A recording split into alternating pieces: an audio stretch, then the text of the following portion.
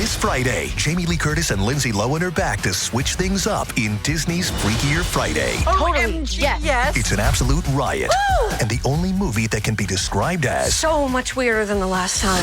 What last time? it's the frequel You ready? we've been waiting for. That absolutely slays. What deeply out of touch old person came up with that? You did. Wow. Don't miss the comedy event of the summer for all ages. Disney's Freakier Friday in theaters this Friday. Get tickets now. Rated PG. Parental guidance suggested. It's Wednesday Addams. I see you're trying to distract yourself from your own banal thoughts. Let me help. Here's a recording thing made of my latest root canal.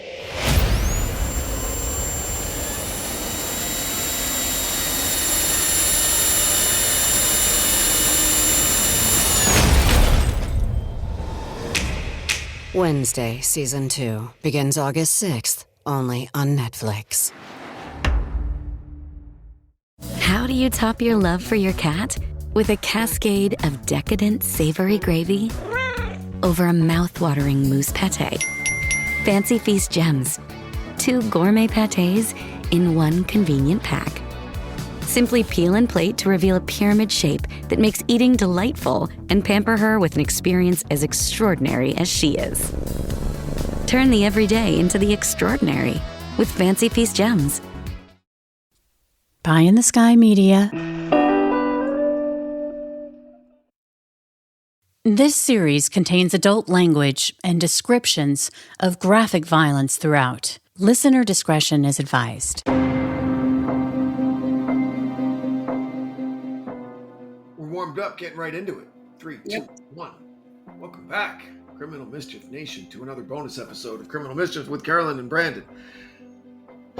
I'm Branden, here as always. He's got a heavy breath coming in hot. Woo! With the great Carolyn Osorio. How are you? I'm great. How are you? A little nervous. Why is that? See this scar? Mm-hmm. So I was in this wicked bad car accident in 2017, and I have this titanium cervical spine, right? And So why is it on your neck? because they go in through the front. Oh. So they go in through the front. This became like the size of it opened up to like the size of like a tennis ball. They pull my voice box over this way, my carotid artery over this way, and expose my spinal column. And then they do all the work. But every now and then I get in my head that I can feel the titanium part of my spine on my voice box, and I get all nervous that something's wrong. And that's how it feels. It's just because I've been talking a lot. Like, I know what it is, but I still, it still bothers me. Did your voice change? Got sexier, yeah, if that's possible. No, it didn't. It was bad when I woke up, when I got out of the surgery, because I was still intubated and stuff. Your voice just went down two knots. And I sounded like trying to sound as sexy as possible. No, don't have to try. No, and I sounded like Vin Diesel when I got extubated, and my brother was there, and he just had me saying lines from Fast and Furious. And it was great, and it's all on video, and I was still all doped up. It's one of my favorite movies. But no, it didn't change my voice. I still sing like a sparrow, and and I have the golden throated vocal. No, my voice sucks. I can't sing a note. But no, my voice is fine. It's just weird when you have something in your body that isn't yours. It's a weird feeling. I am a robot. Yeah, that's how it feels. My neck is gonna outlive like everybody, humanity.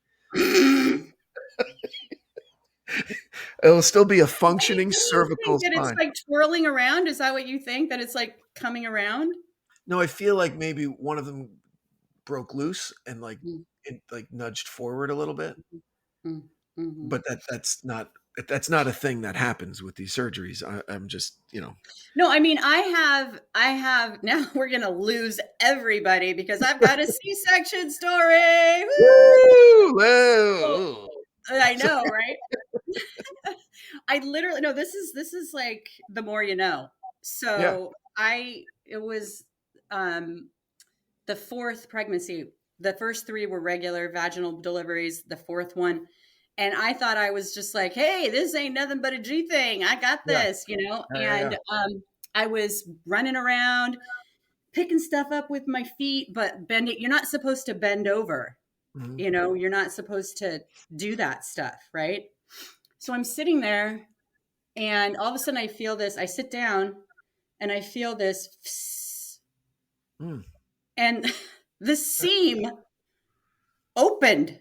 Oh, wow. Oh, gosh. And I looked down, and I was like, it was There's the problem. I was like, what is happening? So you went to the hospital and they fixed you. No, so don't cut short my story. I want to make sure that you acknowledged it right away and said, this is bad. I need to do something. Pa! Okay. Here, I got to get first. Of course. No, I just like, okay. Oh my gosh. In fact, it was funny because when we were driving to the hospital, it was like a yellow light and my husband stopped and I kind of looked at him. I'm like, are you, anyway, it's just, I thought I was dying, but apparently this happens. And, you know, they had to go back in there and, it sucked. Yeah. So I get the thinking of like, cause now like, I don't like doing sit-ups. I mean, I really don't, cause I'm worried, you know? I agree. It's not a normal thing. There are in certain weather events, when I turn my head like this, I hear it going, Oh and that's, my God. Yeah. And that's unsettling. I'll be honest. It's unsettling. But compared to how it was before, it's a million times better. Like I couldn't, the accident was awful and I did everything I could to avoid surgery. And I had zero quality of life. And, I woke up fixed. Like I woke up fixed, which I didn't think was possible, but it's been 5 years, 6 years. Yeah. Yeah. So, all right, let's get to Aspen. Yeah. All I think about is Dumb and Dumber when I think about Aspen. Yeah. Movie. Hold on a second. Got a little nippy coming through the pass. Oh my gosh. I love that scene. Me too. I love that scene. So, have you been to Aspen? I haven't. Okay. No. Have you been? I have. Mm-hmm. I have some extended family that had pretty deep roots in Aspen, not like blood uncles, but like uncles, you know, that ran a bar there for a long time. And I'd visit when I was a younger man. And just the drive from Aspen to a place called Leadville, over Independence Pass is terrifying and beautiful. And you go over the Continental Divide when you're there, and it's incredible. And the city, it's the little town of Aspen is great. And you mentioned Hunter Thompson in the episode, and you know, he ran for sheriff of Aspen. You know what? I had to stop myself from putting that detail in there. But, and he almost won. He was like fewer than like something like 10 votes that he lost by. And you know what platform he ran on? One of the main things, he said he was going to dynamite the streets of downtown Aspen and turn it back into dirt roads because progress is bad. He wanted to protect Aspen from becoming what it's become, the rich person's paradise. You know. Well, and it's interesting that he was buddies with Nancy Pfister because her dad really started it all. You know, so yeah, there's a great book about Aspen that I read that chronicled like when Hunter Thompson arrived there, John Denver being there, Jimmy Buffett, like when it really became the playground for the rich and famous. And it was a great book. And now my brother-in-law's family, his mother remarried late in life, and her new husband has a place in Aspen that apparently is just gorgeous. I've never been invited. I don't think he likes me, but really, really nice. And so, yes, it is. There's a lot of money up there.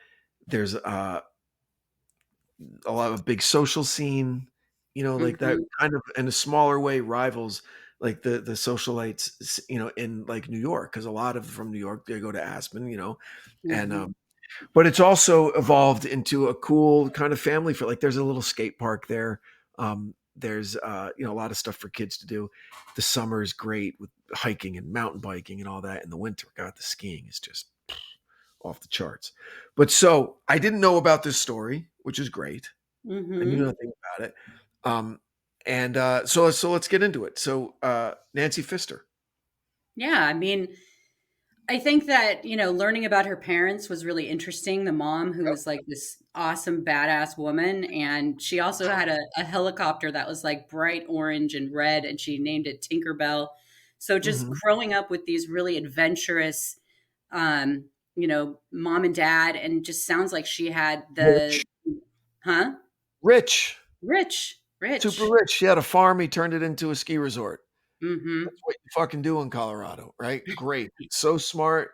Take the risk. Huge rewards. So my question for you is, where'd all that money go where she feels the need to rent out her house for money to survive?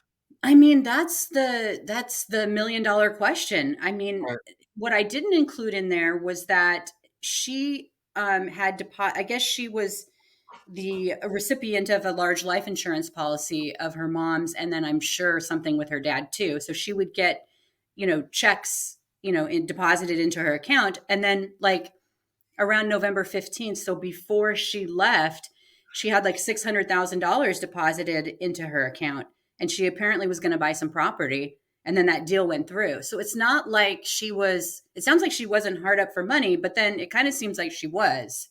It does. It does seem like she was, because why go through all of that hassle? Oh, right? Absolutely. Why not? I mean, to the point where you love your dog, you love your house, that kind of money, you pay someone to stay there. Right. Right. Right. You don't need the extra few grand a month that the rent will generate. So that was interesting. So excuse me, irrespective of a life insurance policy, like there wasn't a trust or like an inheritance, a lump sum, like when people died. I mean, I think that it sounds like it was, there was a trustee involved with her getting this money. The trustee, which was her cousin, I guess, had to approve things.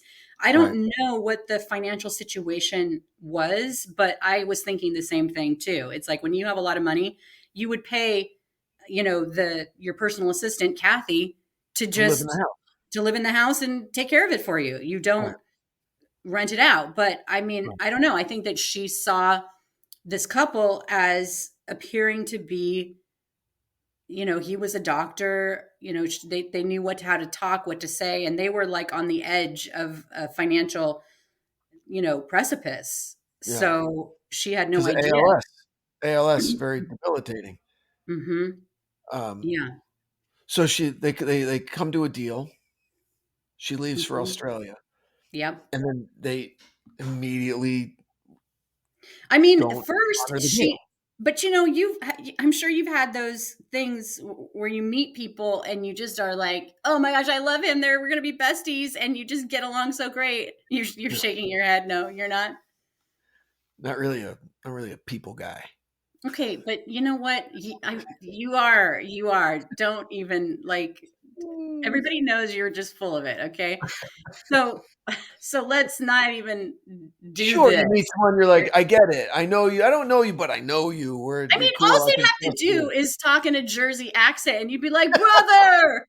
Shout out to Astapro for sponsoring this episode and providing us with free samples. Okay, so it's springtime. The other day I'm jogging. I love seeing the flowers and the trees starting to bloom. I'm breathing in and out. The fresh air is amazing. And then suddenly, out on the open road, I feel like I'm running through a gauntlet of pollen. You know those little white floaty things? As a lifelong allergy sufferer, I know what inhaling that means. And by the time I'm home, I'm suffering. Sneezing, nose running and itchy, and my voice sounds like I'm in a submarine. But hey, I know I won't be miserable for long, because the second I step through the door, I'm grabbing my Astapro and a puff in each nostril. And in no time, I'm back to being me again.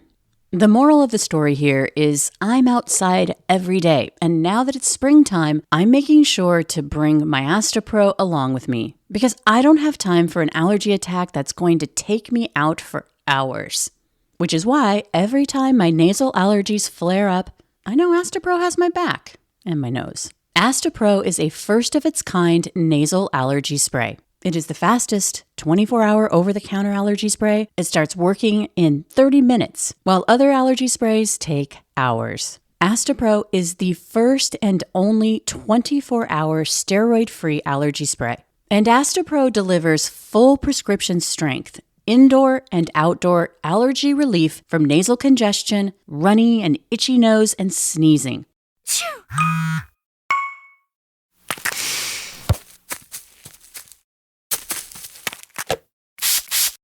Get fast-acting nasal allergy symptom relief with Astapro. Go to astaproallergy.com for a discount so you can Astapro and go today. That's ASTEPRO allergy.com.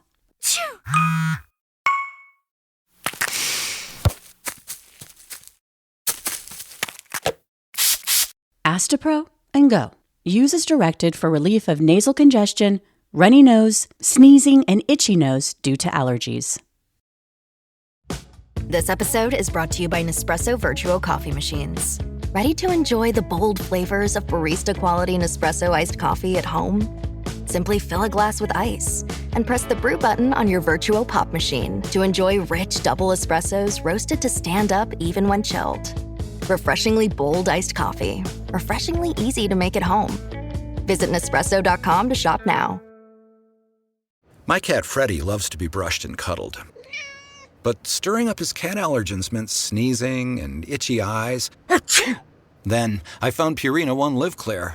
It's cat food that reduced the major allergen and my suffering in as little as 21 days. Now, we feel closer than ever. If you have issues with cat allergens, you really need to try Purina One Live Clear. Try new Purina One Live Clear today. Purina One, a difference from day one. Hey, it's Paris. You know I love sparkly things, right? Like stars. Duh. And thanks to Hilton and AutoCamp, I just slept under them. Picture me, serving looks by the fire outside my luxurious Airstream, making s'mores with the kids, while a national park is our backdrop. The great outdoors meets Hilton hospitality. That's hot. Explore all the new ways to stay at Hilton.com. Hilton for the stay. This episode is sponsored by Friskies, who would like to tell your cats hi. Now, if that didn't get your cat's attention, there is one thing that always does the trick. Just pour some Friskies crunchy food in the bowl and you'll hear those paws come running. Works every time. With so many Friskies choices, you can always bring your cats running from their secret napping spots. There's always more to explore. See for yourself at friskies.com or visit your local store. Okay. There's I no mean, Jersey it would be accent. so easy to play you. It There is really no would. Jersey accent. Okay. There is no. Okay. Everyone It would else be has so- the accent. It would be so easy to play you. Okay. Okay. Like play you, like if I was a grifter and I wanted to. Good. But I can't do accents. I can't do accents. So You've done a lot of acting in this show over the years. You know do what? Great accents. Great Stop. accents. You Stop. Now you're just getting me back. No, I'm Now serious. you're No, just I'm getting me serious. back. I'm serious. So she Okay, meets I'm these saying people. she They meets- have a connection where she feels like she can trust them like right away. I get it. She Yeah, does. okay. But before she leaves, that's when, she's walking around naked and I know she what was pissing that's why. I What? get it. It's your house. When you're Yeah. alone, sure. But you got people there. Like, hey, you're gonna rent my. So you still. I mean, isn't that it seems the weird to me. isn't it the ultimate power trip? I mean, I Yeah. can see guys doing this all day long. Like, I mean, Weird guys have guys. been doing this. Weird I know guys. there's a lot of weird guys out there. Okay, They yeah, just like, okay. okay, you know that. But for her to be like, hey, this is my place. Yeah, I didn't. That was strange for me. That was Okay. strange. Yeah. So Um, there was a little bit of tension there, but they smoothed And she it started over. treating them like servants, right? Right. Which she might Right. not be able to avoid given her upbringing. She's used to people Yeah. doing shit for her, right? That would piss me off. I get Yeah. it. But they're like, all right, it's a cool And- house, it's a good opportunity. But We'll and deal here's with the thing too. Here's the thing too. I just have to interject this is that Yeah. they were used to being, upper crust themselves. So Yeah. how frustrating, how adding butter to a situation when you're like now, not only are you going through all these financial hardships, but you're you should be considered an equal, but now you're looked upon as the help, basically. Yeah. So that rubbed them immediately the wrong way. You could see these two women like starting to battle. You know what I mean? Sure, I get it, but also at the end of the day, there's a pecking order there, right? Like Pfister was the owner of the house; she could set the terms, Mm-hmm. you know, and they agreed to it. And I so know, then but they stop paying. What do they expect? of course, but I'm talking Well, about the emotional and social sure. dynamic that happened Yes. before the money situation happened, right? Yes. I So think that they had every opportunity to say, "This isn't cool. I don't like this woman. I don't like she's treating me," and you leave. But they yeah, decided to stay they for the stayed. opportunity, right? For the Mhm. opportunity. So you play ball, and they didn't like how Nancy took care of herself when she got back. She laid down the law. She drew the fucking line. You get your stuff back when you pay what you owe. I don't blame her for that. I don't blame her one bit for that. No, not Okay. at all. I don't Yeah. either. I mean, What yeah. what I missed, totally missed. Maybe I am an easy mark. Uh, is I I felt love that it that I planted that seed that yeah, you do not like to see yeah. yourself as a No, it's mark. okay. I love I could be honest with myself it. because Mhm. uh, I thought that 911 call was legit. I would have believed that all day long. And she was full of shit. And she was so committed to her role. Mhm. Okay. This was like Mhm. a Carolyn Osorio level performance. Okay. She was so committed to her role that she let them take her to the hospital and took a sedative that she didn't need because she was faking it the whole time. Hey, you know what? Impressive. I'm It's sure impressive. she's been practicing for that role for a long time. Practicing her 7 hysterics. years. "Ah, my friend, my friend. Yeah, that was. I'm telling you, I bought it hook, line, and sinker. Hook, line, and sinker. Mhm. Yep. Mhm. Mhm. So what did you think of the what do you think happened between them? What do you think happened?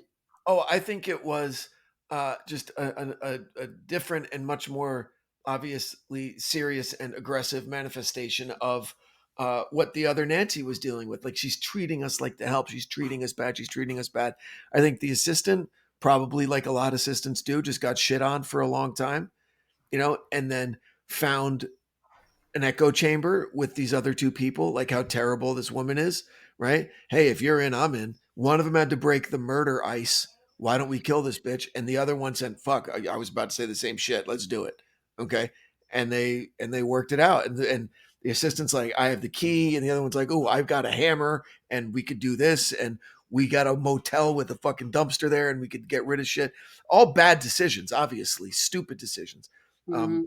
but I think it was just one of them kind of broke the ice and they all went along with it. And they had a Mhm. common enemy and they were dumb enough to think that they could get away with it. And then they made a lot of really shitty decisions trying to cover their tracks.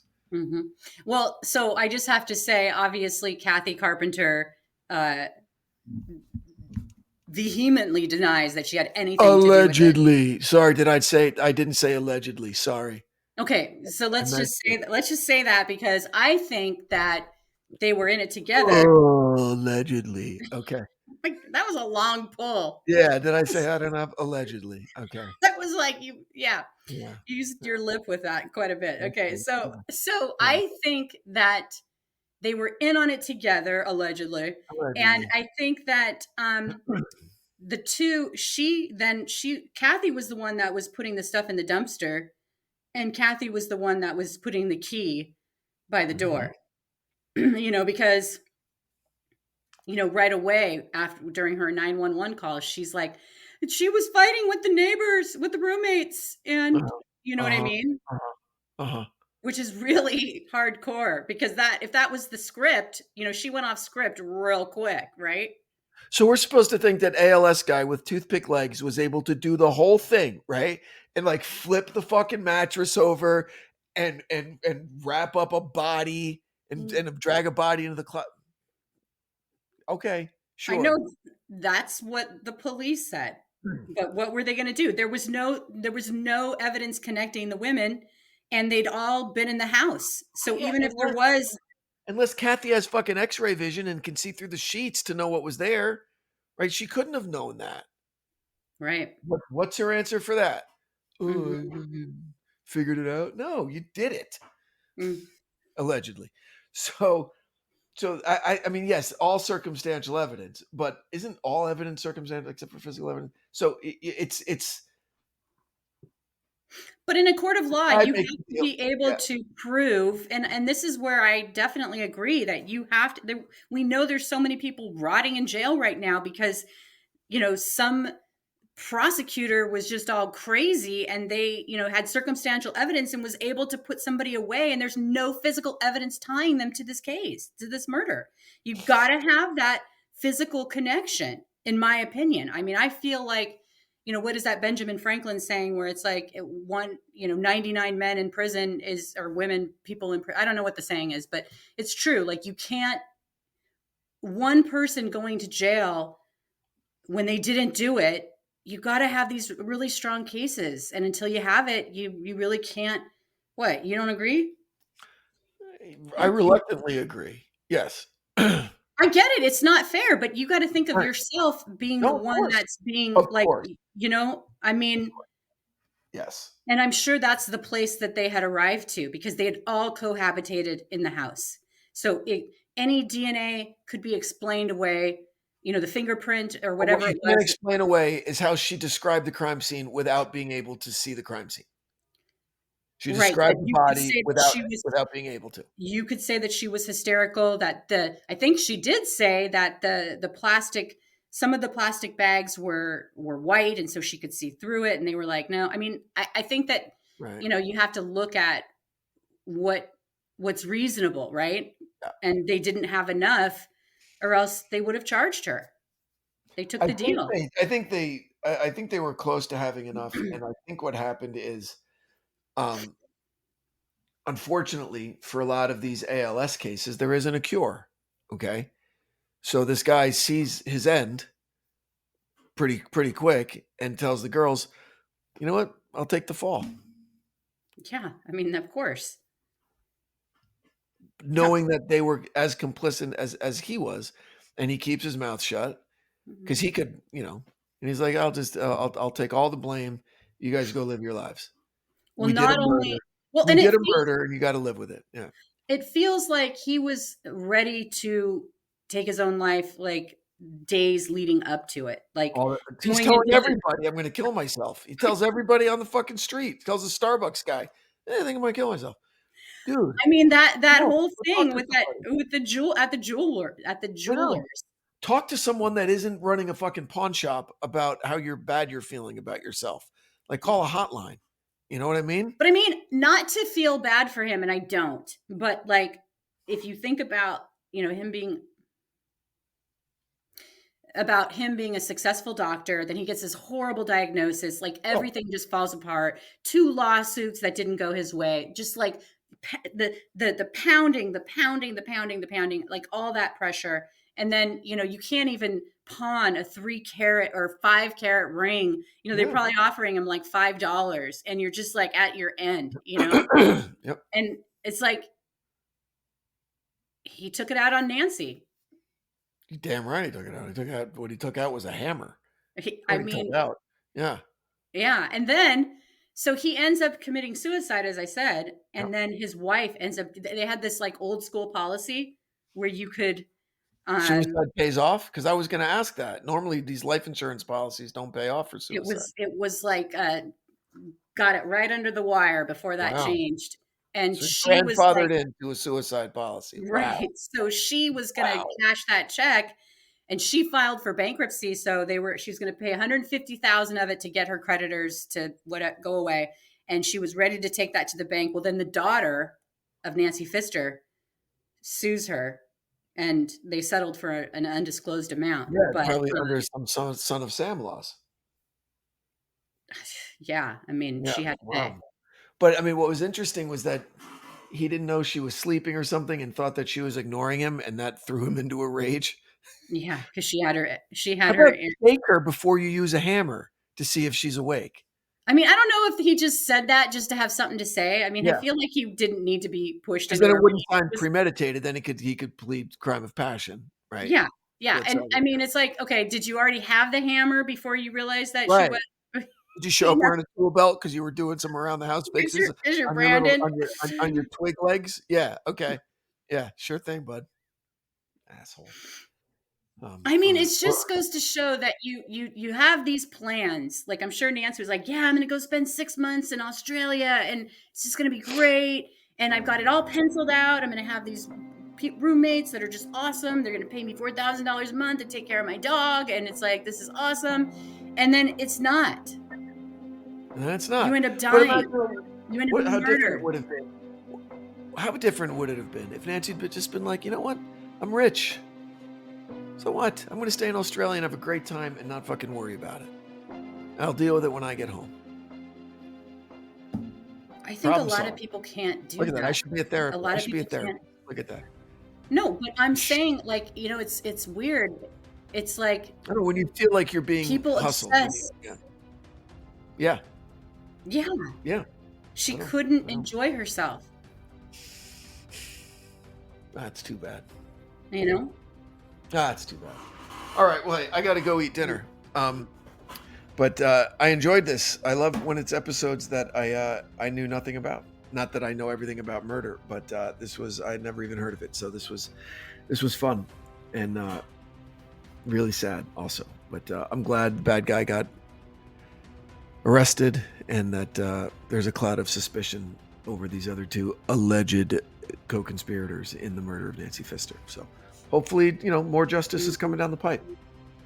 Anyway, well done. Thank you. If you enjoyed the episode, please go over to Apple and give us a review, rate it, maybe share it with your friends, leave a comment. All that stuff really helps. And please consider supporting the great companies that support our show. Without them, we wouldn't be able to do what we do. Carolyn, anything you'd like to add? Nope. I am Carolyn Osorio with the great Branden Morgan, and we will see you next week. Thanks, guys. Until then, stay safe out there. Bye. Bye. From Cloud 10, Criminal Mischief is a pie-in-the-sky production recorded in the beautiful Pacific Northwest. We're produced by Branden Morgan and myself. Music by Soundstripe. I'm Carolyn Osorio, your writer and host.